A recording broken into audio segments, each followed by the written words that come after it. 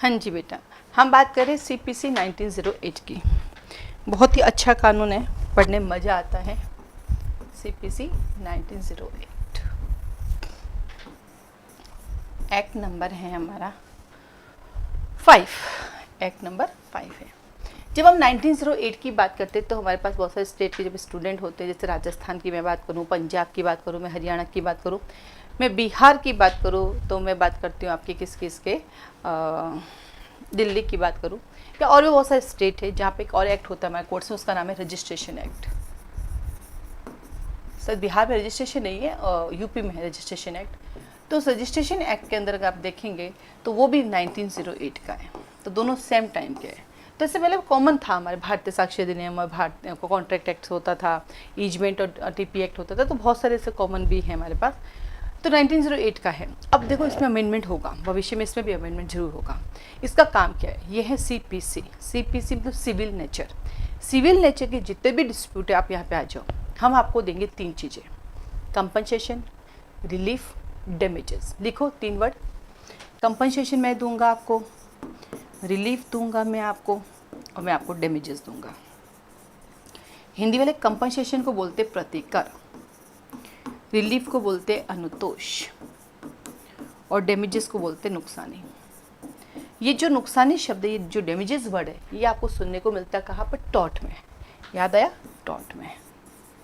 ये compensation word आपको सुनने को मिलता है कॉन्ट्रैक्ट में, टीपी में, और ये जो रिलीफ वर्ड है ये है CPC का। ठीक है, जब हम CPC में सूट इंस्टीट्यूट करने जाते हैं तो हम क्या मांगते हैं? सब कंपनसेशन दे दीजिए, सब रिलीफ दे दीजिए। रिलीफ में सब चीज़ें आ जाती है। रिलीफ का मतलब जो मैं डिमांड करने आया वो आप मुझे दे दीजिए, उसको बोलते हैं रिलीफ। अब इस रिलीफ के आगे एक वर्ड जोड़ दो, स्पेसिफिक रिलीफ। नॉर्मल रिलीफ चाहिए, CPC में आओ। जैसे आपने एक वर्ड जोड़ा स्पेसिफिक रिलीफ, क्या जोड़ा? एक वर्ड स्पेसिफिक। अब स्पेसिफिक रिलीफ मांगते हो तो फिर SRA 1963 यानी स्पेसिफिक रिलीफ एक्ट बना हुआ है, फिर आपको वहाँ जाना पड़ेगा। जैसे मान लीजिए राम और श्याम एक दूसरे के साथ कॉन्ट्रैक्ट करते हैं। जब वो कॉन्ट्रैक्ट करते हैं तो क्या करते हैं कि भैया ये सामान चाहिए, मान लो 100 किताबें चाहिए। अब वो ब्रीच, उनमें से एक बंदा ब्रीच कर लेता है, एक बंदा ब्रीच कर रहा है, तो दूसरा बंदा क्या करेगा? ब्रीच के लिए जाएगा। अब उसको वो किताबें ही चाहिए, उसको किताबें ही चाहिए, नो कंपनसेशन, नो डैमेजेस। किताबें के साथ कंपनसेशन होगा सेकेंडरी मैटर, पहले मुझे किताबें ही चाहिए, तो मैं CPC में SRM जाऊँगी। बट उन्होंने कहा चलो ठीक है, छोड़ो, किताबों का जो मेरा लॉस हुआ है आप उसकी भरपाई कर दीजिए विद कंपनसेशन, विद डैमेजेस। तो अल्टरनेटिव जो मांग लिया आपने वो CPC। ओके, जब आप CPC में जाते हैं तो आप CPC में क्या करोगे? सूट इंस्टीट्यूट करोगे। क्या करोगे? सूट इंस्टीट्यूट करोगे। तो चलिए सूट इंस्टीट्यूट करते हैं। ये सूट, तो याद रखना सूट इंस्टीट्यूट नहीं करने जाते हम, CPC में जाते प्लेंट। CPC में जैसे एक के बीच में झगड़ा हुआ, वो प्लेंट प्रेजेंट करेगा। क्या करेगा? प्लेंट को प्रेजेंट करेगा। जैसे ही प्लेंट प्रेजेंट हो जाएगा, प्लेंट को आपने प्रेजेंट किया या प्लेंट को इंस्टीट्यूट किया, दोनों बोल सकते हैं, आपने किया, और आपके प्लेंट को एक्सेप्ट कर पे क्या कर देते हैं? नंबरिंग डाल देते हैं, तो आपका प्लेंट सूट बन जाता है, और सूट बनती वो इंस्टीट्यूट हो जाता है। तो याद रखना वर्ड, हम जाते प्लेंट, आप जाते हैं यार सूट इंस्टीट्यूट करने। सूट इंस्टीट्यूट करने नहीं जाते, आप प्लेंट करने जाते हो। प्लेंट इंस्टीट्यूट करते हो, प्लेंट प्रेजेंट करते हो, दोनों वर्ड से यूज़ कर सकते हैं। जैसे ही करते हो नंबरिंग यानी एक्सेप्ट हुआ, वो सूट बन गया। अब सूट बन गया, जैसे आपका सूट बना, क्योंकि सूट से देखो प्लेंट से प्लेंटिफ और डिफेंडेंट होता है, सूट से शूटिंग होगा फिर तो, है ना। जैसे सूट इंस्टीट्यूट होता है तो इंस्टीट्यूट करने वाला कहलाता है प्लेंट, क्योंकि प्लेंट का प्लेंटिफ, वो आपका प्लेंटिफ होता है, वादी होता है। और जो दूसरी पार्टी होती है वो अपना अपना डिफेंस लेकर आती है, इसलिए उसे डिफेंडेंट कहते हैं। तो दूसरी पार्टी आई आपकी डिफेंडेंट, वो आपका प्रतिवादी बन जाता है। ठीक है, चलिए अब आपका सूट इंस्टीट्यूट हो गया, एक प्लेंटिफ बन गया और दूसरा आपका डिफेंडेंट बन गया डिफेंडेंट। ठीक है, प्रोसीडिंग चलने शुरू हुई। इस दौरान ठीक वैसे ही जैसे कि हम BNSS में पढ़ रहे हैं, CRPC में पढ़ रहे हैं, क्या चाहिए? सबूत और गवाह, यानी भारतीय साक्ष्य अधिनियम चाहिए। इसलिए भारतीय साक्ष्य अधिनियम सिविल मैटर पे भी अप्लाई होता है, क्रिमिनल मैटर पे भी अप्लाई होता है, रेवेन्यू मैटर पे भी अप्लाई होता है, लेकिन आर्बिट्रेशन में अप्लाई नहीं होता है। क्योंकि आर्बिट्रेशन में भी अगर तुमने एविडेंस देने शुरू कर तो डेट पे डेट, नो, आर्बिट्रेशन का मीनिंग है दो पार्टी बैठे, आपस में सॉल्यूशन करे, डिसाइड करे, मैटर खत्म। अब वहाँ सबूतों की झड़ी लग गई तो तारीख पे तारीख, तो फिर आर्बिट्रेशन का मतलब क्या? आर्बिट्रेशन का मतलब ADR, alternative dispute resolution, court के बाद जाओ सेटलमेंट कर दो, तो वहाँ एविडेंस नहीं चाहिए। और भारतीय साक्ष्य अधिनियम अप्लाई नहीं होता है। ठीक है, तो अब यहाँ पे आपको प्लेंटिव और डिफिनेंट है। अब इनके लिए हमें क्या चाहिए, तो पहला स्पेसिफिक चाहिए था, तो क्या किया, स्पेसिफिक रिलीफ एक्ट है सीपीसी के साथ। अब हम भारतीय साक्ष्य अधिनियम, क्योंकि हमें सबूत चाहिए, तो यह है भारतीय साक्ष्य अधिनियम 2023। चलिए, हमने आपको सबूत भी दे दिए। और क्या चाहिए, आपको सबूत आ गए, ओके। अब आपको जाना है सूट इंस्टीट्यूट करने के लिए, कब जाओगे, आज रेज हुआ कोर्स ऑफ एक्शन, 20 साल बाद, 25 साल बाद, 30 साल, ऐसा थोड़ी होता है जब जागो तब सवेरा, ये तो सुना है। लेकिन कानून में एक इक्विटी होती है, और इक्विटी कहती है कानून उसी की मदद करता है जो जागरूक होता है, जो अवेयर होता है। ऐसा थोड़ा जब मर्जी मुँह उठा के आ गए, इसका मतलब लिमिटेशन। तो हमें सीपीसी में जाने के लिए, सीपीसी की मदद लेने के लिए हमें लिमिटेशन की जरूरत पड़ती है। और लिमिटेशन एक्ट हमें क्या बताती है, ड्यूरेशन, लिमिटेशन पीरियड बताती है कि भैया कितने टाइम के अंदर आपको आना है। तो देखा, यानी जब हम राम ने श्याम से कॉन्ट्रैक्ट किया तो कॉन्ट्रैक्ट ब्रीच हुआ, तो कॉन्ट्रैक्ट एक्ट सब्सटेंटिव लॉ हुआ, टीपी एक्ट सब्सटेंटिव लॉ हुआ, और वहाँ से भाग गया यहाँ। और बातों बातों में आपके सामने 4 प्रोसीजर लॉ रखे मैंने, पहला सीपीसी, दूसरा एसआरए, तीसरा भारतीय साक्ष्य अधिनियम, चौथा लिमिटेशन। ये चारों ही सिविल के प्रोसीजर लॉ हैं। ठीक है, तो इन्हें बोलते हैं सीपीसी कैसा लॉ है, सीपीसी प्रोसीजर लॉ है। तो लिखो, सीपीसी एक प्रोसीजर लॉ है, सीपीसी एक प्रोसीजर लॉ है। ठीक है, अब एक काम करो, एक और चीज़ सिखाती हूँ, जल्दी से सीपीसी का बैलेट निकालो सब जने, फटाफट निकालो। सेक्शन नंबर 1 निकालो, फास्ट निकाल दिया। सेक्शन 1 के जस्ट ऊपर जाके देखो, where as it is expedient to consolidate and amend the laws relating to the procedure of the Court of Civil Judicature. It is hereby enacted as follows. ये समीचीन है कि सिविल न्यायालय की प्रक्रिया से संबंधित विधियों का कंसोलिडेशन सारे इकट्ठे यहाँ आती है, यहाँ पे लाते हैं, कंसोलिडेट करते हैं और उन्हें अमेंड करते हैं और इस एक्ट को बनाया गया। इस एक्ट में कहीं पर भी नहीं लिखा है कि ये भारत, ये ना क्या बोलते हैं, कॉन्स्टिट्यूशन के आने के इतने बाद, हाँ भारत गणराज्य के इतने बाद आया। क्यों, क्योंकि हमारा भारत गणराज्य जो है, रिपब्लिक जो है हमारा भारत का, वो आया था 1950 में, ये 1908 है। काय को लिखा आएगा इसमें कुछ नहीं लिखा आएगा, ये तो पहले ही बिफोर बन गया, ट्रेन बिफोर आती है वैसे बिफोर बन गया कॉन्स्टिट्यूशन के आने से। ठीक है, तो हमारे लॉ कैसा है, ये अमेंडिंग लॉ भी है, ये कंसोलिडेटिंग लॉ भी है। ओके, चलिए, तो प्री का सवाल आता है हमारा, तो सीपीसी कैसा लॉ है, प्रोसीजर लॉ है। कैसा लॉ है, प्रोसीजर लॉ है। अभी आपको पता चलेगा इसमें बहुत सारी चीज़ें नहीं है, आ गए, ठीक है। अब चलते हैं हम सीपीसी के प्रोसीजर लॉ की, लेकिन जब हम पढ़ाई करने बैठेंगे, हम सीपीसी पढ़ेंगे तो इसके 2 पार्ट्स दे रखे हैं। एक दे रखा है सेक्शंस 1, 2 का 158, एक दे रहा है ऑर्डर। ये एक शेड्यूल है, जैसे कॉन्स्टिट्यूशन के अंदर शेड्यूल होती ना, है ना, वहाँ 12 शेड्यूल है कॉन्स्टिट्यूशन में, या एक ही, पहले 5 हुआ करती थी, फिर 1976 में अमेंडमेंट हो गया, फिर 4 को उड़ा दिया, अब कितनी, एक किया। इसके अंदर 1 से लगा के 51 ऑर्डर है, ऑर्डर। ठीक है, अब यहाँ में एक शब्द बोला ऑर्डर, ओ भाई ये ऑर्डर क्या है, यहाँ पे 3 ऑर्डर है। हाँ, आओ पहले ऑर्डर पे बात करते हैं, फिर आगे चलते हैं। आपने कोर्ट में तो आपने कभी सुना नहीं होगा, प्रैक्टिकली तो पता नहीं ऑर्डर का मतलब ही किसी ने देखा ही नहीं होगा, सिर्फ टीवी में सुना है। हम सब ने अपनी ज़िंदगी में ऑर्डर कहाँ सुना, टीवी में सुना है, या फिर पापा ऑर्डर देते हैं, मम्मी ऑर्डर देती है, भाई ऑर्डर देता है। नो, आप ऑर्डर देते हो क्या, स्विगी जोमेटो देते ना ऑर्डर, वो। तो पहला ऑर्डर चलते हम यहाँ पे, जस्सा, ऑर्डर, सब चुप, कमांड। तो this first order is a by जज। जब कोर्ट में प्रोसीडिंग चलती है तो कहते हैं साइलेंट रहने का ऑर्डर देते, चुप हो जाइए सब, आदेश दिया। सेकेंड ऑर्डर आता है हमारे सीपीसी के अंदर, जो बात करता है 2 का 14। जज साहब एक डिसीजन देते हैं, और वो डिसीजन होता है कि यस 2 लाख रुपए पे कीजिए, इनको जेल भेजिए, इन पे फाइन इम्पोज कीजिए, डैमेजेस दीजिए, इसको बोलते हैं ऑर्डर। स्टॉप पब्लिक न्यूसेंस, क्या कमांड होता है, ऑर्डर दिया।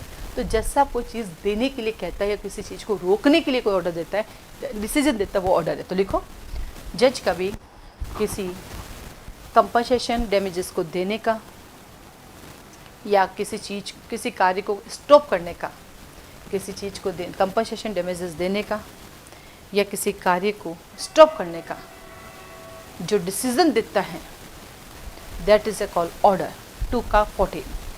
वो ऑर्डर है 2 का 14। ओके ना।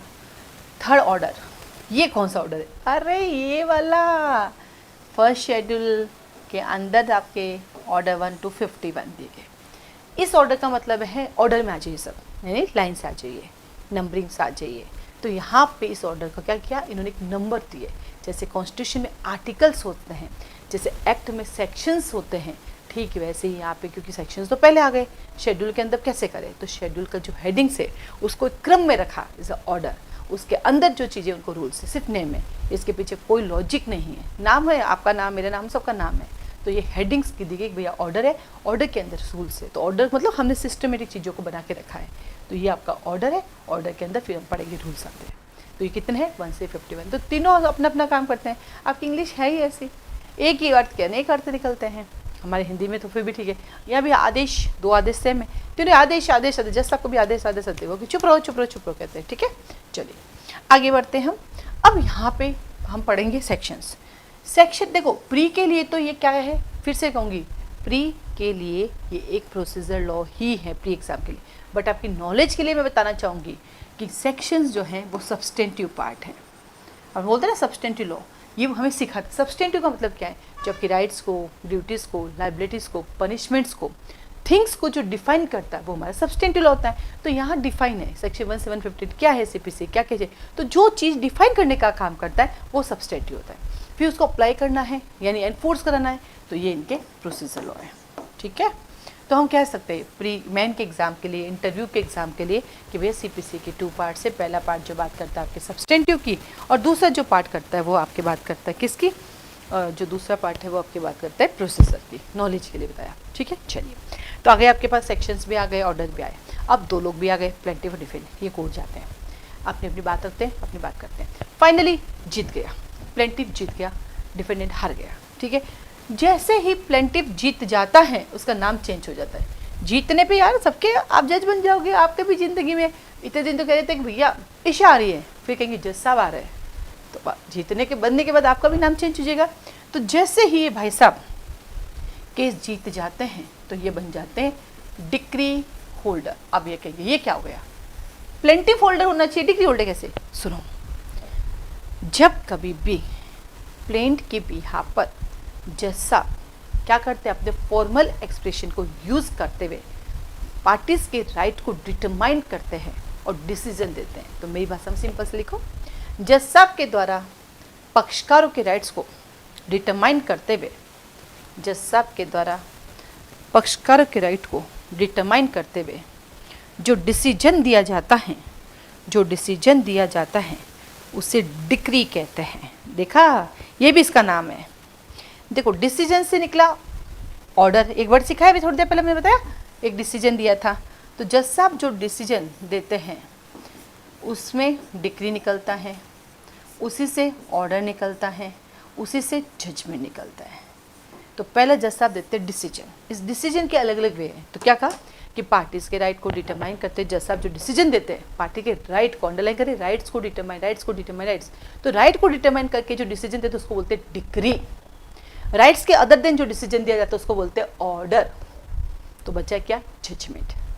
तो तीसरा है जजमेंट सिविल, इन दोनों के ग्राउंड्स पर जो दिया जाता है वो जजमेंट है। तो लिखो डिक्री और ऑर्डर की जिन ग्राउंड्स पे जो दिया जाता है उसे जजमेंट कहते हैं। तो क्या निकला, वापस बोलो, डिसीजन।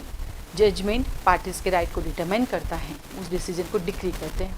नंबर 2, जजमेंट, जज साहब जो डिसीजन देता है जिसमें कोई राइट, जज साहब को डिसीजन देता है जिसमें कोई चीज़ देने के लिए कही जाती है, कोई काम करने के लिए स्टॉप कहा जाता है, पहले लिखा दिया, उसको बोलते हैं ऑर्डर।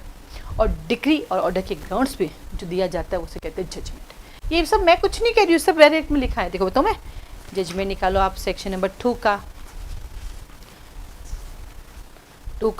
9 निकालो। देखो judgement means the statement given by the जज of the grounds of a decree order, same to same लिखा है। चलिए, तो सिविल के नेचर में आपको 3 चीज़ें मिली, डिक्री, जजमेंट, ऑर्डर। ठीक वैसे चलो BNSS, वहाँ पे जज साहब जो डिसीजन देता है या तो जजमेंट या फिर ऑर्डर।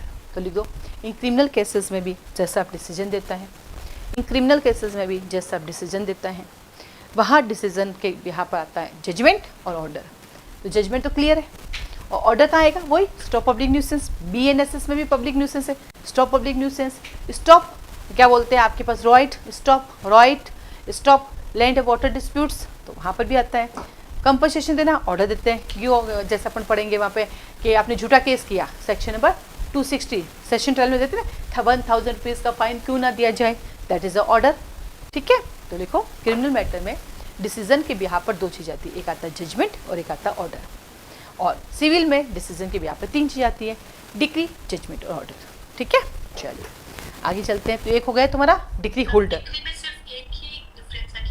सिर्फ ओनली राइट, सिर्फ राइट, और उसके अलावा कुछ है ही नहीं, सिर्फ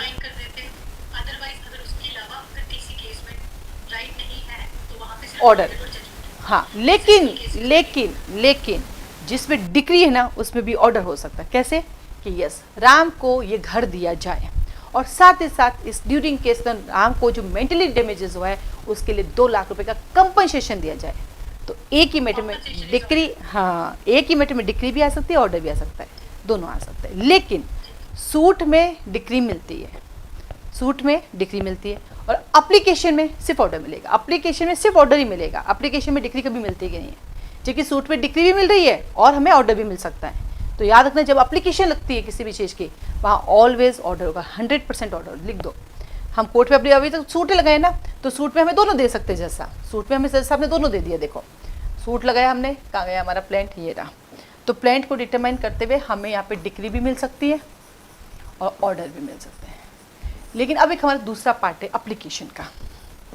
हम एप्लीकेशन भी तो लगाते हैं, एप्लीकेशन में ऑलवेज ऑर्डर ही मिलेगा, वहाँ कभी भी हमें डिक्री, जैसे हम पढ़ते हैं BNSS कि कॉग्निजेबल मैटर में FIR भी हो सकती है, कंप्लेंट भी हो सकती है, बट है ना, लेकिन नॉन कॉग्निजेबल सिर्फ कंप्लेंट होगी, FIR नहीं होगी। ठीक वैसे ही कि सूट जब इंस्टीट्यूट करते हैं तो डिग्री ऑर्डर दोनों में से कुछ भी आ सकता है अकॉर्डिंग टू सर्कमस्टेंसेस। लेकिन आप एप्लीकेशन लगाते हो तो एप्लीकेशन में ऑलवेज सिर्फ और सिर्फ ऑर्डर ही मिलेगा, वहाँ डिग्री नहीं। यही डिफरेंस होता है डिग्री ऑर्डर के अंदर। ठीक है, अभी मैं कुछ अरे पोई के जो ये क्लास है ना पूरी इंपॉर्टेंट ही है, आपने जिंदगी में ये सब सुना ही नहीं होगा, आप टेंशन फ्री रहो। मेरे को पता ना कि कौन कितना क्या पढ़ाता है, ज़िंदगी के 9 साल ऐसे ही नहीं निकाला है मैंने। अभी कुछ और बता रही थी मैं आपको, ये हो गया आपका सूट आ गया, डिग्री आ गई, कुछ अच्छी चीज़ बता रही थी, कहाँ चला गया, प्रेजेंट प्लेंटिफ हो गया, डिग्री आ गई, डिग्री होल्डर, जजमेंट। हाँ, अब आगे चलते 3 नई चीज़ें, यहाँ क्या क्या होता है। जैसे मैंने आपको बताया डैमेजेस, कंपनसेशन एंड आपका रिलीफ थी। आइए अब 3 और नई चीज़ें आती है हमारे यहाँ पे CPC के अंदर, और वो 3 चीज़ें हैं आपके पास जो यहाँ पे सुनने को मिलेगा सूट इंस्टीट्यूट करते हो तब। पहला रिजेक्शन, एक वर्ड आता है रिजेक्शन, ना मंजूर। दूसरा शब्द आता है डिसमिस, खारिज खारिज खारिज। तीसरा आता है डिस्पोजल, निपटारा निपटारा निपटारा। जब भी आप सूट लेके जाते हो कोर्ट 3 काम करती है आपके सूट के साथ। पहला, यदि आपका मैटर को दिख ही नहीं रहा है तो सूट क्या करेगी, डिसमिस, जाओ भाई कोई मैटर बन ही नहीं रहा, जाओ। क्या दे देगी, डिसमिसल का ऑर्डर, या तुम डिफॉल्ट करोगे डिसमिस। 2 चीज़ें, जहाँ ग्राउंड्स नहीं है डिसमिस, और जहाँ आप प्लेंटिव डिफॉल्ट करता है डिसमिस। लिखो, जहाँ ग्राउंड नहीं है डिसमिस, और जहाँ प्लेंटिव डिफॉल्ट करता है डिसमिस, खारिज। जब आप सूट लेके जाते हो और आपके सूट में कमियां रह जाती है, कौन सी कमियां, डुप्लीकेट नहीं था, कोर्स ऑफ एक्शन नहीं था, सूट वैल्यूशन नहीं था, ठीक है, प्रॉपर स्टैम्प ड्यूटी नहीं थी, उस केसेस के अंदर, या आपने क्या फॉर्मेलिटीज़ कंप्लीट नहीं की, समझ आई नहीं क्या, एटसेट्रा, यानी order number 7 rule number 11, order 7 rule 11 fix है। 7/11 के प्लेंटिफ आया नहीं और डिफेंडेंट 7/11 लगाए, लिमिटेशन पीरियड बाढ़, ऐसा सीधा उनका यही रहता है। तो क्या कहेगा, रिजेक्ट रिजेक्ट रिजेक्ट, रिजेक्शन। तो दूसरा है रिजेक्शन ऑर्डर, और तीसरा मैटर बना, फाइनली कोर्ट ने एक्सेप्ट किया, और देन कोर्ट अपना फाइनल क्या कहेगी, decision, that is a disposal. और ये डिस्पोजल से क्या निकलता है, जजमेंट, डिक्री और ऑर्डर। तो ये 3 वर्ड आता है आपके पास रिजेक्शन। चौथा एक और वर्ड आता है रिटर्न। ये क्या होता है, ये तो हो गया खत्म। अब यहाँ CPC में 2 चीज़ें और आती है आपके पास, वो ड्यूरिंग सूट आपको देखने को मिलती है। एक आपको मिलता है रिटर्न और दूसरा आपको मिलता है TI। ये क्या होती है, TI, टेम्पररी इंजंक्शन। TI हमारा शौक से बैठते हैं क्लास में, आए दिन TI लगाते रहते हैं, ठीक है। अब आता है रिटर्न ऑफ प्लेंट। ये क्या होता है, तो जैसे आप सूट लेके जाते हो, जैसा आपके पास जाते हो, जैसा वो लगता है अरे ये मैटर तो मैं नहीं सुन सकता, जैसे अपन देखते हैं ना कि भैया इसमें FIR होगी, कॉग्निजेबल होगा, पुलिस कहता है हाँ मैं नहीं सुन सकता है, फिर BNSS ने देखा, मजिस्ट्रेट के पास, अरे मेरे जुडिक्शन के लिए वो वापस भेजेगा। ठीक वैसे यहाँ पर भी जैसे ही आप सिविल में जाते हो सूट लेके, जैसा आप बोलते अरे नहीं नहीं ये तो मेरे सुनने वाला नहीं है, तो क्या करेगा, रिटर्न। तो इसको बोलते हैं return of plaint. This is not a dismiss, not a rejection, not a disposal, just only return order है, उस प्रॉपर कोर्ट के पास जाइए जो आपकी सुनवाई करेगा। तो ये आता है आपके पास ऑर्डर नंबर 7, रूल नंबर 11, 10। ठीक है, और देन आता TI, ये कभी कोर्ट नहीं करता। अभी तक मैंने जितनी चीज़ें दी है वो सब कोर्ट दे रहा है। अब हम जो कर रहे हैं वो है टेम्प्रेरी इंजंक्शन। ये कौन लगाता है? पार्टी लगाता है। तो एक तरफ लग गई TI और एक तरफ लग गया 7-11। तो पहले डिसाइड हमेशा 7-11 करो, क्योंकि 7-11 में हो गया तो TI की जरूरत ही नहीं पड़ेगी ना।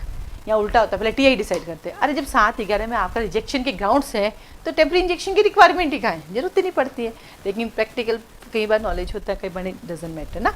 तो इसको बोलता है, इसलिए मैंने TI क्यों लिखाया, मैं चाहती हूँ टेम्प्रेरी इंजेक्शन बोल सकती थी, लेकिन जरूरत पड़ी कभी आप कोर्ट गए और आपके सीनियर एडवोकेट ने कहा TI लगी हुई। अब आप उससे सोचो कि TI क्या होती है, पूछो तो शर्म आए, आप हम जुडिशरी एस्पिरेंट है और हमें यही नहीं पता, तो कई बार हम पूछ नहीं पाते हैं, तो टेम्प्रेरी इंजेक्शन आ जाता है।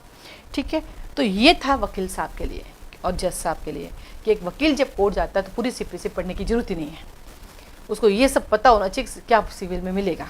ठीक है, फिर धीरे धीरे नॉलेज बढ़ाने के लिए CPC तो पता होनी चाहिए। अगर आप अच्छे सिविल के वकील बनना चाहते हो तो कानून में बहुत सारी चीज़ें छुपी हुई है जिनको आप ढूंढ सकते हो। ठीक है, लेकिन ये सब मैंने क्यों बताया, मैं भी आपकी तरह कॉलेज में पढ़ती थी, कभी कॉलेज में ये सब किसी ने बताया ही नहीं, किसी ने समझाया ही नहीं, और पूछने में थोड़ा सा हमें अटपटा लगता था कि हम पूछे नहीं पूछे, तो वो थोड़ा सा कहीं ना कहीं एक अजीब सा लगता था। तो मुझे लगता कि जो बच्चा मेरे पास आया एटलीस्ट वो जहाँ पर भी जाएगा, वहाँ पे एटलीस्ट क्या होना चाहिए, उसको इतना नॉलेज तो हो कि चीज़ें हैं क्या। बाकी मैं बता रही हूँ नहीं नॉलेज था, हमने 2005 से 2008 तक लॉ किया, कभी किसी ने बताया ही नहीं। फिर जब ट्यूशन पढ़ने गए तो हमें लगा अरे यार कैसे पूछे, लोग हंसेंगे हम पर। फिर ठहरे हिंदी मीडियम वाले इतने सब सारे इंग्लिश में बोलते हैं, तो पूछे तो और शर्म आती थी, यार लोग क्या सोचेंगे, ये लोग क्या सोचेंगे, गड़बड़ करते रहे, पीछे रह गए। तो मैंने डिसाइड किया मेरी क्लास में हिंदी मीडियम हो या इंग्लिश मीडियम हो, चाहे ABCD आती हो चाहे नहीं आती हो, चाहे 6 बार जुडिशरी की तैयारी करके आए हो चाहे पहली बार, सारी चीज़ें बताऊंगी मैं, क्योंकि मुझे पता है कि बहुत सारी चीज़ें में नहीं पता होती है। ठीक है, जैसे मेरे को भी याद है BAPO का एग्जाम था ना, तो मेरे एक स्टूडेंट, क्योंकि मेरे ADG के इतने अच्छे मार्क्स थे फिर भी मैं फेल हो गई, मेरे पास पास होकर फेल हो गई। एक डायलॉग चल रहा है इन दिनों मेरा, मैं पास होकर फेल हो गई, मेरे घर परिवार सब कहते तो पास हो गए, मैं पास होकर फेल हो गई। ठीक है, तो उस बच्चे का फ़ोन आया मेरे पास, तो बोला मैम आप कैसे सेल्फ मोटिवेटेड रहती है, आप दिन भर करती रहती है और आप हारती तो भी घबराती नहीं और शर्म भी नहीं आती, आप दुनिया को सब कहते हैं फेल हो गई। हाँ हो गई तो हो गई ना, पास होती तो मैं यहाँ खड़ी नहीं होती, इतनी गारंटी है मेरी ना। तो मैंने उसको कहा मेरा सेल्फ मोटिवेटेड एक ही है, लोग क्या कहेंगे, जबकि दुनिया क्या कहती है इग्नोर, लोग कहने दो, मैं कहती हूँ नहीं, उनको इग्नोर करोगे तो आप निठल्ले बन जाओगे, आप आज से क्या फ़र्क पड़ता है, मेरे को तो फ़र्क पड़ता है लोग क्या कहेंगे।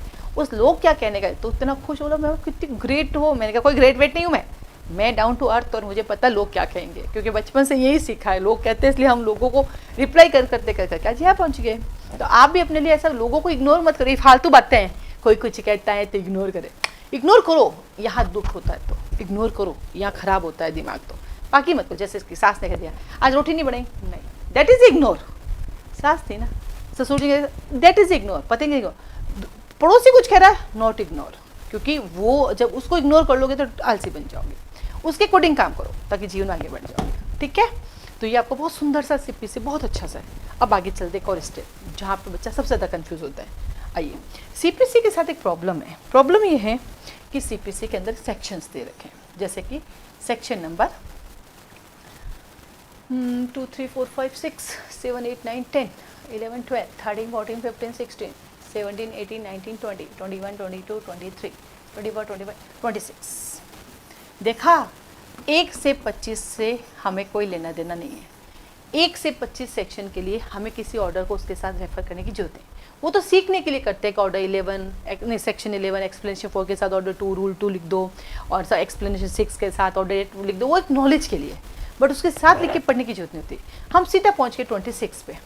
अब 26 सेक्शन है वो अपने आप में अकेला है, वो कहते हैं इंस्टीट्यूशन ऑफ सूट, हम सूट को इंस्टीट्यूट करेंगे।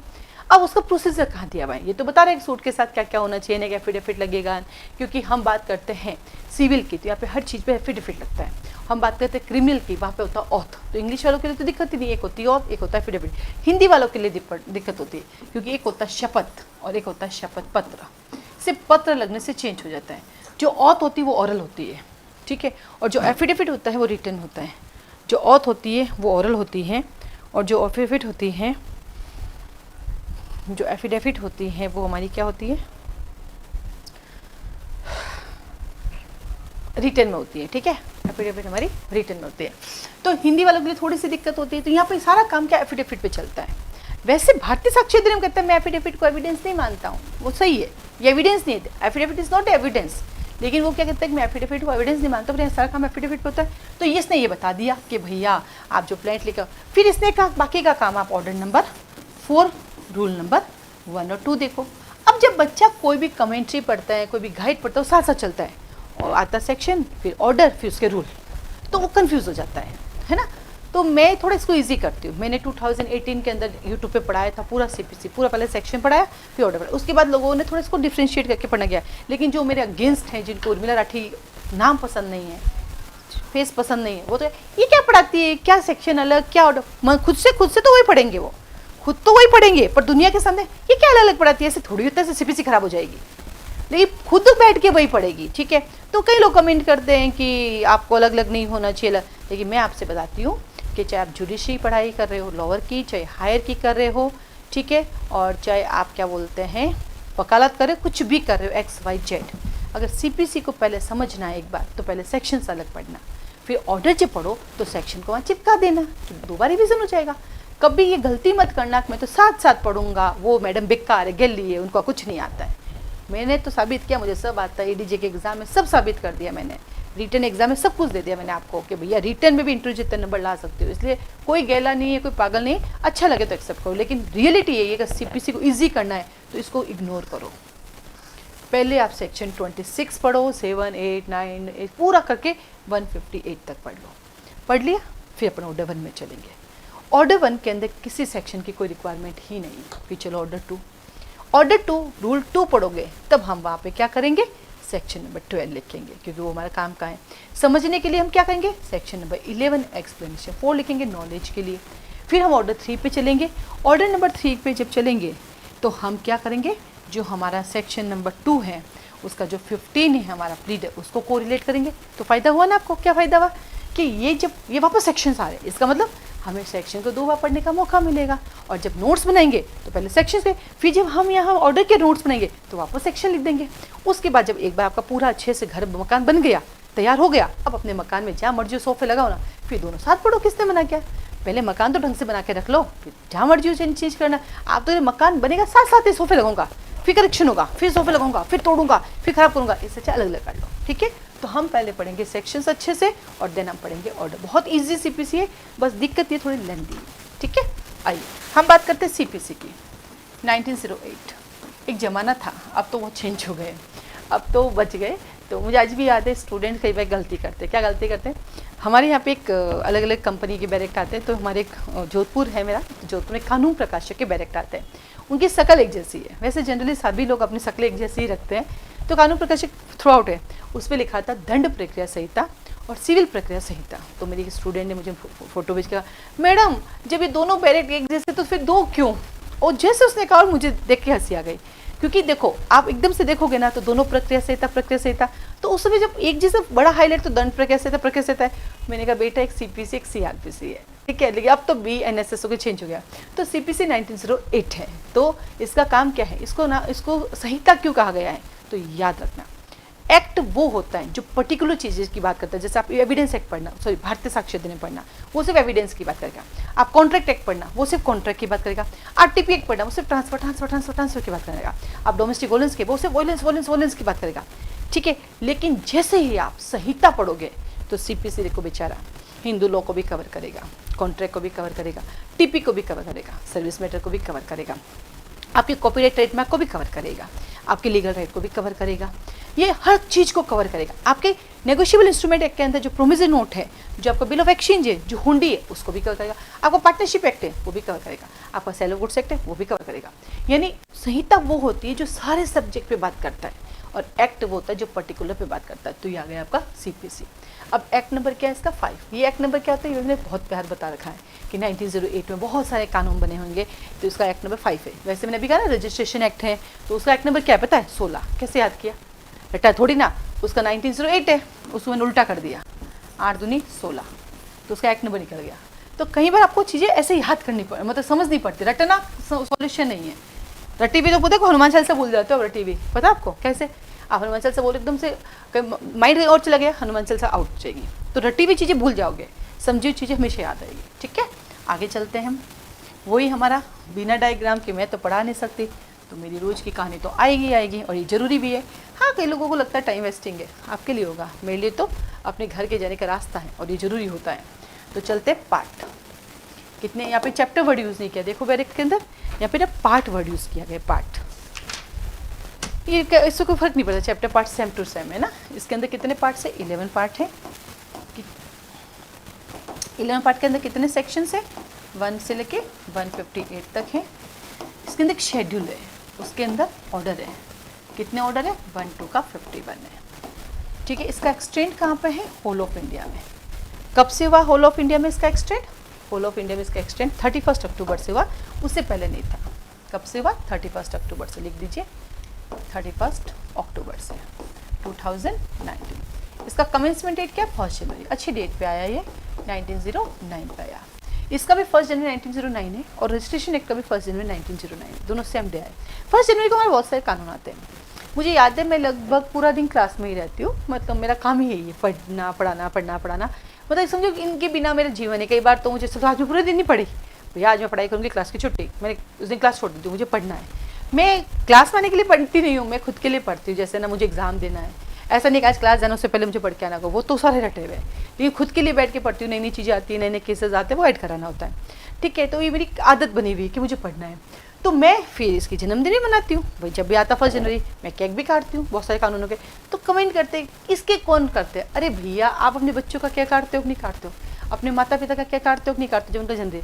तो मेरा तो जीवन ही किताबें हैं, मेरा जीवन ही ये सब कुछ है। तो मैं तो अगर इनका केक नहीं काटूंगी किसको? तो आपको क्यों चुपती? मुझे तो आज सब समझ नहीं आया। मुझे याद है, बता प्रिया, तुम मुझसे पता नहीं अभी जुड़ी हो, उससे पहले आइडिया नहीं था। तुम देखना स्टेटस पे कभी तुम्हें केक काटता देखा सीपीसी का, इवन दो अभी ये ना BNSS इनका भी काटा था। लोगों को इससे भी तकलीफ है, जब हमने इनको वेलकम किया केक के साथ, लोगों को तकलीफ है। अभी बताओ प्रिया, जब तुम्हारी मैडम 12 से 14 घंटे इनके साथ रहती है, तो इतना तो बनता है कि नहीं बनता है?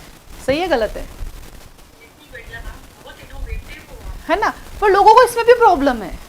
मेरे व्हाट्सएप स्टेटस देखते जाएंगे और कमेंट और करते जाएंगे, पता नहीं मेरे व्हाट्सएप से हट ही जाओ ना जब प्रॉब्लम है। तो मुझे ये लगता है जीवन आप है। अच्छा ये भी सही है। नहीं नहीं, हाँ सही बात है, लोग नहीं रुकते, वो तो उनको तो दिखना चाहिए कि यार ऐसे कैसे हो गया। आप मैं धीरे पढ़ाऊँ तो बोला बहुत धीरे पढ़ाती हूँ, तेज बोला बहुत फास्ट पढ़ाती हूँ। मतलब लोग तो लोग हैं। तो 1 जनवरी हमारे बहुत सारे कानून हैं। ठीक है, मैं बताती रहूँगी आप लोगों को। आगे बढ़ते हैं, सिग्नेचर डेट। अब बताओ सीपीसी की सिग्नेचर डेट कौन पढ़ता है? मैं भी नहीं पढ़ती। लेकिन अब क्या हुआ कि इतने एग्जाम आने लग गए हैं कि भैया कुछ भी पूछा जा सकता है। अब तो लड़ाई एक एक नंबर की है। तो उसकी सिग्नेचर डेट क्या है?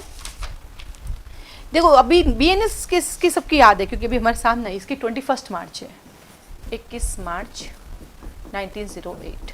क्योंकि अपने को उसकी तो याद है, BNS और BSA, क्योंकि हमारे सामने ही आई है। ठीक है, चलिए अब जो सबसे बड़ा सरप्राइज है वो क्या है? प्रीलिमिनरी।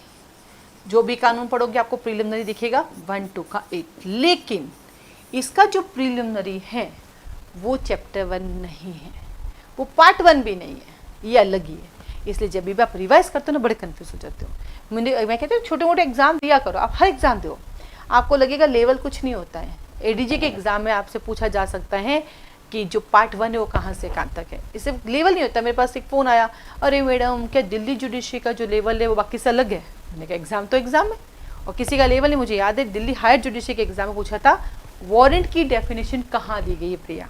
4 ऑप्शन दे दिए, 2X 2Y 2Z 2M। ठीक है, अब जो हमारे जैसे लोग तो हैं उनको सब आता है, लेकिन जो प्रैक्टिकल वाले हैं जो वकालत करते हैं उनको क्या लेना देना वारंट की डेफिनेशन का है? उनके तो कोर्ट में काम ही नहीं पड़ता है।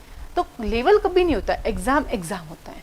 यदि आपको एग्जाम पास करना है तो आपको कानून की किताबें पता होनी चाहिए। ठीक है, इसलिए पार्ट्स भी पता होने चाहिए। अब किसी को ये नहीं पता प्रीलिमिनरी पार्ट 1 नहीं है, तो आप कैलकुलेट करके उल्टा कर दोगे, उल्टा करते एग्जाम एक सवाल गलत हो जाएगा और फिर आप 1 नंबर से रह जाओगे, वो 1 नंबर बहुत पीछे ले जाएगा। इसलिए जब एग्जाम निकालना है, सेक्शन 1 से पेज 1 से लेकर लास्ट पेज तक जो भी बैरेक में है वो आपको पता होना चाहिए, नंबर 1। प्रैक्टिकली जितनी चीज़ें कोर्ट में चलती है वो आपको पता होना चाहिए, नंबर 2। और तीसरी बात जो आती है आपकी केस लॉ से अपडेट रोज़ रहना है। डेली बेसिस पे अपडेट रहो। मानती हूँ 2025 का केस नहीं आएगा एग्जाम में, वो अच्छी किस्मत हर रोज़ नहीं होती, जैसे एडीजीएम सब रिसेंट आए, लेकिन अपडेट रहने से आपको ना नई फाइंडिंग पता चलती है, अच्छा इसमें ये हुआ था क्या, अच्छा इसमें ये हुआ, वो फाइंडिंग। और रोज़ जब केस पढ़ोगे तो केस याद होने लग जाते हैं। ठीक है, तो पहला आता है प्रीलिमिनरी 1 to 8। जब भी किसी कानून के पास तुम जाओगे तो हर कानून का पहला जो होता है वो प्रीलिमिनरी होता है, और वो बताता है कानून के बारे में, कौन हूँ मैं, कहाँ से आया हूँ, मेरा नाम क्या है, मेरे पास क्या क्या डेफिनेशन है। क्योंकि जब आप कॉलेज में पढ़ते थे तो आपने कभी सुना डिग्री? नहीं। आप कॉलेज में थे तब आपने डिग्री सुनी थी, ठीक है, आप घर में थे तब डिग्री सुनते हो, जो कि गुजरात में बोलते हैं, पर डिग्री कभी नहीं सुनी आपने। तो ये बताता डिग्री का मतलब क्या है। आपने ऑर्डर बहुत बार सुना, प्रिंसिपल मैडम ने ऑर्डर दिया, पापा ने ऑर्डर दिया, बट वो ऑर्डर क्या था? वो ऑर्डर भी उनका डिसीजन था, ये डिसीजन है, वो बिल्कुल दोनों इक्वली चलते हैं। फिर आता है प्लीडर, एक आता है गवर्नमेंट प्लीडर। प्लीडर क्या होता है? आपको क्या पता स्कूल में प्लीडर? आपको वैसे पता है, जो प्लीड करता है उसे प्लीडर कहते हैं, बट आपने ये नहीं पता। आपने कभी कहा कि मैं एलएलबी करके प्लीडर बनूंगा?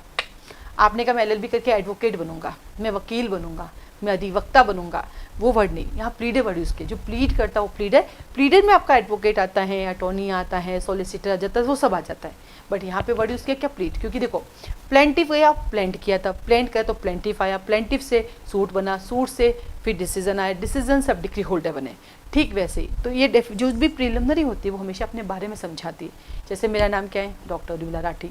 क्या क्या मैंने बीए किया, फिर एलएलबी किया, फिर एलएलएम किया, फिर डीसीएलएल किया, फिर डीसीएलएल किया, फिर पीएचडी किया। तो मेरे यहाँ पे लिखा हुआ है डॉक्टर उर्मिला राठी, तो यहाँ पीछे मैंने पीएचडी नहीं लिखा। एक बार बताऊँ, डॉक्टर तभी लगेगा जब पीएचडी। अब पीएचडी वाला लिखने का सेंस क्या? डॉक्टर। तो कई बच्चे कहते हैं मुझे, आपने पीएचडी तो की नहीं, ऐसे कैसे डॉक्टर का नाम लगा दिया आपने? मतलब इसमें लिखा हुआ नहीं। अरे भैया डॉक्टर तभी लगा जब पीएचडी हुई। अब ऐसा तो है नहीं मैं दिन भर लेके घूमे उर्मिला राठी भी एलएलबी एलएलएल, ऐसे दिन भर थोड़ी बोलूँ, लेकिन एक वर्ड में doctor Urmila Rathi, it's mean Urmila Rathi ने जो है डॉक्टरेट की उपाधि ले ली है। तो वो क्या है? इंट्रोडक्शन। तो प्रीलिमिनरी का मतलब इंट्रोडक्शन। अब जाओ BNSS के अंदर, वहाँ प्रीलिमिनरी देखना, चैप्टर 1 है, 1 2 का 5। अब जाओ आप वहाँ पे क्या बोलते हैं BNS में, वहाँ प्रीलिमिनरी वर्ड नहीं लिखा होता है, वहाँ पे इंट्रोडक्शन लिखा होगा। कहाँ से कहाँ तक है? 1 2 का 3। जाओ भारतीय साक्ष्य अधिनियम प्रीलिमिनरी, कहाँ से कहाँ तक है? 1 2 का 2। जाओ लिमिटेशन एक्ट प्रीलिमिनरी, कहाँ से कहाँ तक है? 1 2 का 2। तो आज का आपका होमवर्क क्या है? आप जिस भी स्टेट का एग्जाम दे रहे हैं, जब भी ये वीडियो सुनने का मिलता है उस दिन आप अपने उस स्टेट के साथ बैरक निकाल लेना, बैरक निकाल के एक पन्ना बनाना और उस पर पूरे जितने सब्जेक्ट हैं सबके प्रीलिम लिख देना। फिर मेरे यूट्यूब पे कोई ऐसा हो क्या बोलते सोर्सेस, तो उस पर लगा देना कि देखो हमने लिख लिया। इससे क्या होगा? एटलीस्ट आपको पता चलेगा कि कितने ऐसे कानून हैं जिनमें प्रीलिमिनरी हैं। जैसे कि कॉन्स्टिट्यूशन, उसका पार्ट 1 प्रीलिमिनरी नहीं है, वो पीछे से आता है। जैसे कई जगह इंटरनेशनल लॉ कोर्ट्स में है, कई जगह पे जूरिस्प्रूडेंस है, तो उसमें प्रीलिमिनरी नहीं है क्योंकि वो अनकोडिफाइड लॉ है। कई जगह टॉर्ट भी है, वो भी प्रीलिमिनरी नहीं है। मुस्लिम लॉ के 2 पार्ट्स है, एक कोडिफाई, एक अनकोडिफाई। कोडिफाई जो पार्ट है उनमें प्रीलिमिनरी है ही नहीं, क्योंकि सीधा सेक्शन से शुरू होता है, क्योंकि सेक्शन 6 7 8 9 10 है, तो सेक्शन 1 से स्टार्ट होता है। लेकिन इसके अलावा जितने भी हैं, तो आज आप सबका भी होमवर्क है कि आप लोगों को क्या करना है, आज आप लोगों को जो है ढूंढ के एक पर्ची बनाई, जो फाउंडेशन बैच के बच्चे क्लास में बैठे वो तो फोटो भेज के मुझे भेज देना कि देखो मैडम है। उससे फ़ायदा क्या हो गया? पहला फ़ायदा आपको पता चलेगा आपका सिलेबस में कितने सब्जेक्ट है। दूसरा फ़ायदा, इस चक्कर में आप सारे बैरक खोल लोगे, नहीं तो पता नहीं कितने टाइम से आपने देखे ही नहीं है। देखूंगा बहुत टाइम लग जाता है। ठीक है, फिर यहाँ से आएगा हमारा पार्ट नंबर 1। पार्ट नंबर 1 कहता है मैं हूँ suits in general, suits in general, section number 9 to 35B। इतना सुंदर है ये कि आप देखना, इसको अपने बैरक खोलना, अपना इंटेक्स देखना कि 9 से 35B तक ये सारा काम कर लेंगे। 9 बताएगा कि भैया bar of civil jurisdiction suit other than implied और एक्सप्रेसली, मतलब जब तक आपको मना ना करे आप सारे के साथ सूट सुन सकते हो, सिविल मैटर होना चाहिए। तो 10 कहता है कि भैया आप एक साथ एक ही सूट लगा सकते हो, दूसरा लगा दो, कोई मना नहीं है सेम मैटर पे, हम रोक लेंगे। रेस सब जुडाइस से जो इंटरव्यू में पूछते हैं, रेस सब जुडाइस क्यों बोला जाता है। 11 कहता है कि रुको भाई, आप लेके आए सूट मेरे यहाँ पे, इसका डिसीजन पहले आया हुआ तो नहीं है, अगर एक बार डिक्री जजमेंट ऑर्डर गया मैं सुनूंगा नहीं इसको, इसका मतलब रेस जुडिकेटर लग जाएगा। 12 कहता है कि ए प्लेंटिव, जहाँ जहाँ पे हमने तुम्हें मना किया सॉरी 12 कहता है कि ए प्लेंटिव, तुझे मैंने मना किया, यहाँ तू नहीं आ सकता, मैं तुम्हारा सूट नहीं लूंगा। तो 12 सिर्फ प्लेंटिव के लिए, ये ध्यान रखना। 11 भी सिर्फ प्लेंटिव के लिए है, और क्या बोलते हैं 10 भी सिर्फ प्लेंटिव के लिए, आपको पता ही नहीं। 9 भी सिर्फ प्लेंटिव के लिए। 9 कहता है भैया सिविल सूट लिया भाई। 10 कहता है ए प्लेंटिव, तो आया है पर दूसरा सूट इंस्टीट्यूट एक चल रहा है, दूसरा नहीं लाने दूंगा, वो भी प्लेंटिव को रोक रहा है। 11 में एक बार मैटर है, उसी मैटर पे दोबारा नहीं आ सकते, ये भी प्लेंटिव को रोक रहा है, डिफेंडेंट को नहीं रोक रहा है। 12 कहता है प्लेंटिव दोबारा नहीं आएगा। फिर ये तो आ गए अपने चारों, ये 4 जब हो गए तो आपका सूट शुरू हो जाता है। फिर 13 कहते हैं रुको रुको रुको, फॉरेन में भी काम चल रहा है, फॉरेन में भी जजमेंट आ गए तो जजमेंट उस मैटर पे दोबारा नहीं बुलाना है। 14 कहता है फॉरेन के जजमेंट को कैसे प्रूव करोगे, सर्टिफिकेट लेके आओ, ऐसे तो बातों पे भरोसा थोड़ी करेंगे, हो गया खत्म। फिर 15 आता जाना कहाँ है भाई, ये तो सब देख लिया आपके को, सर मेरा पहले से कोई सूट नहीं चल रहा है, एकदम सही हूँ, मेरा अभी पहली बार आया हूँ, तो अब जाओगे कहाँ पे, तो जोधपुर जाना है, जयपुर जाना है, दिल्ली जाना है, बॉम्बे जाना है। तो सेक्शन 15 बताता है कि लोएस्ट कोर्ट में जाना है। लोएस्ट कोर्ट कौन सा है, तो 16, 17, 18 बताता है कि लोएस्ट कोर्ट जहाँ पे आपकी सब्जेक्ट मैटर सिचुएटेड है वहाँ जाना है, क्योंकि लोएस्ट कोर्ट यानी civil court, senior junior civil court या स्मॉल कोर्ट कोर्ट, ये तो पूरी इंडिया में हर जगह मिल जाएंगे। तो आपको जोधपुर में मैटर चल रहा है, मैं तो बॉम्बे जाऊँगा, इस बार बॉम्बे घूमना हो जाएगा, मैं तो गोवा में केस लगा देता हूँ, इस बार महीने में एक बार डेट आएगी, गोवा घूम के आ जाऊँगा, घर वाले भेजेंगे नहीं, ऐसा नहीं होगा। 16, 17, 18 के तहत जब सब्जेक्ट मैटर सिचुएटेड वहाँ जाना है। फिर अच्छा मान लो मैटर सब्जेक्ट मैटर प्रॉपर्टी का नहीं है, थप्पड़ मारी डिफेमेशन कर दी, उसके क्या करूँगी, तो सेक्शन 19 कहता मैं हूँ ना, 20 कहता मैं हूँ ना, तो 19 कहता भाई डिफेमेशन हुई मेरे पास आ जाना। 20 कहता है जब इनमें से कोई जगह नहीं मिले तो तुम मेरे पास आ जाना, मैं बता दूंगा। फिर 21 कहता है तुम गलत जगह चले गए तो ऑब्जेक्शन कर देना, तो ऑब्जेक्शन कर दिया। 21A कहता है ऑब्जेक्शन के लिए अलग से सूट मत लगाना, उसी में आ जाना, वही ऑब्जेक्शन लगाता है, क्या बार बार अलग सूट लगाएगा, फिर डिक्री आएगी, सेम जज साहब के पास आ जाओ। सही बात है, यहाँ तुम्हारा सूट चला वहाँ जाके तो ऑब्जेक्शन कर रहा है, तो क्यों अलग अलग करना, एक ही जगह आ जा। आ गए। अब तुम्हें लगता है कि मैटर तो मुझे ट्रांसफर कराना है, क्योंकि मैटर जो तुम चल रहा है, पर मैं तो रहता हूँ दिल्ली में, रोज़ जाऊँगा, मेरा खर्चा लग जाएगा, तो 22 से 25 तक तुम एप्लीकेशन लगाओ, तुम्हारा मैटर ट्रांसफर हो जाएगा। फिर 26 में फाइनली सब सूट सब फिक्स हो गया, अब तुमने सूट इंस्टीट्यूट कर दिया। 26 तक डिफेंडेंट का रोल ही नहीं आया, अब आएगा 27 में। जैसे ही तेरा सूट इंस्टीट्यूट 27 पे आपने डिफेंडेंट को क्या किया, समन भेजा, समन पे वो आएगा। 28 में डिफेंडेंट आउट ऑफ स्टेट रहता है, वहाँ से बुलाएंगे। 29 में फॉरेन रहता है, वहाँ से बुला लेंगे। 30 में क्या डॉक्यूमेंट है तो वो भी लेकर आ जा। 38 में विटनेस भी किधर है, चलो उसको भी बुला के लिया। फिर आया 32, कोई नहीं आया, सजा देंगे। यहाँ आपको पता चलेगा 32 में कि इनके अगेंस्ट वारंट भी जारी होता है। हमें क्या लगता है वारंट तो BNSS में होता है, ना ना ना, सिविल में भी अभी वारंट होता है। सेक्शन 9 सिविल में भी कॉग्निजेंस लेते हैं, यहाँ पर भी ट्रायल है। तो ये ट्रायल शब्द सिविल में भी है, क्रिमिनल में भी है। ये कॉग्निजेंस लेना सिविल में भी है, क्रिमिनल में भी है। ये वारंट जारी करना सिविल में भी है, क्रिमिनल में भी है। ठीक है साहब 32। फिर 33 कोर्ट ने आपको डिक्री जजमेंट दे दिया। 34 में ब्याज भी दिला दिया, इंटरेस्ट भी, और 35 में खर्चे। क्या सब दिखा आपको, एक अकेले पार्ट ने सूट लगा के डिक्री ऑर्डर भी दे दिया। कितना ईजी है बताओ, पर ये इतना इजी नहीं है, इन्होंने सिर्फ समझाया है। यहाँ तक पहुँचने के लिए 20 साल 30 साल 40 साल लग जाते हैं कोर्ट के अंदर प्रैक्टिकली। अपने को शायद मुझे तो 20 मिनट नहीं लगे ये बताने में, यही है। तो इसका लंबा प्रोसीजर है, वो कहाँ पढ़ेंगे हम डिटेल में जब सीखने से पढ़ेंगे। तो इस तरह से हम लोगों की क्लासेस चलती है, फाउंडेशन बैच अवेलेबल है। सूर्यनगरी यूनिक लॉ क्लासेस जो है जोधपुर में इंस्टीट्यूट है, राजस्थान जोधपुर में। फाउंडेशन बैच भी चलते हैं हमारे यहाँ पे, प्री के पॉइंट ऑफ व्यू से भी चलता है, ज्वाइन कर सकते हैं। ये अभी जो मैंने वीडियो बनाया है ये यूट्यूब के पर्पज़ के लिए नहीं बनाया, ये हमारे लाइव क्लास में CPC शुरू हुई है, उसी का वीडियो। हमारे यहाँ दो वीडियो नहीं बनते, यूट्यूब के लिए अलग बनेगा, क्लास के लिए नहीं। तो आप लोग हमारी क्लासेस ज्वाइन कर सकते हैं, इंडिया के हाई जुडिशरी के लिए कर सकते हैं, लोअर जुडिशरी के लिए कर सकते हैं, ओनली टेस्ट सीरीज ले सकते हैं, प्री पॉइंट ऑफ व्यू के लिए ले सकते हैं, प्रैक्टिकल नॉलेज के लिए भी ले सकते हैं। क्लास की टाइमिंग, क्लास की फ़ीस कितनी है और कैसे डेमो ले सकते हैं, उसकी रजिस्ट्रेशन फ़ीस कितनी है, उसके लिए आप कॉल मैसेज कर सकते हैं। आज के लिए